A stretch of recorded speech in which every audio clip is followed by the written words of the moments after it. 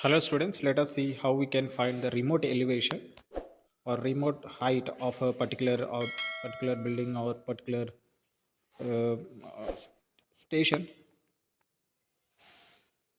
So first go for menu, hit go for apps F3, and here in F4 you are having remote elevation. Go for F4. So here you have to give job name. Let us give job name F1. So I'm taking the existing job name. So if you don't know how to give the job name, see my previous uh, previous video in which I have explained how to create a new job in areas and volumes. Okay, so I'm using the same job.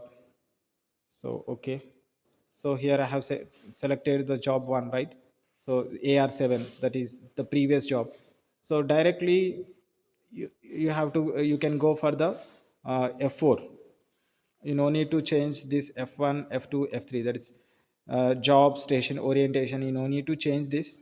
So whatever the changes, whatever the inputs that you have given for the job, that is A7, AR7. So those inputs it will take.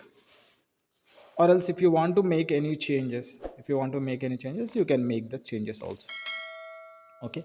So let us directly hit F4.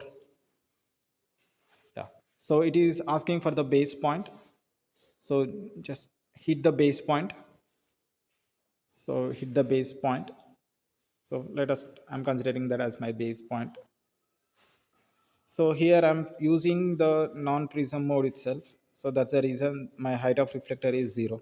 So if you are using the prism mode, so you have to change this to prism mode and you have to enter what is the reflector height.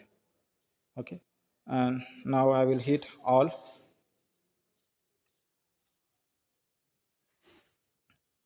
So now it is taken that point has my base. Now if I slowly move to the top, just I'm trying to move slowly to the top. So this value keeps changing.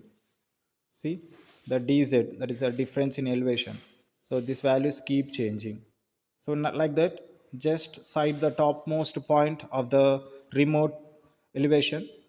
So the remote elevation is usually where you can't that is the inaccessible point. You can't keep a prism over there. So that is the inaccessible point. So cite that point. So cite that point. So you will get the what is the height, that remote elevation here. So here this is 3 almost, yeah, so almost 3.5. So usually you will see the radio stations, towers, and huge buildings. Right. Okay. Yeah. So you can save this value, and again, if you want to change the base or you want to cite the another object, so go for base and again cite base. Okay. So usually you will choose this prism or non-prism mode based on the base location. So if the base is accessible, you will better to choose the prism mode. Better to choose the prism mode. If base is not accessible, then better to choose non-prism mode. Okay. Thank you all.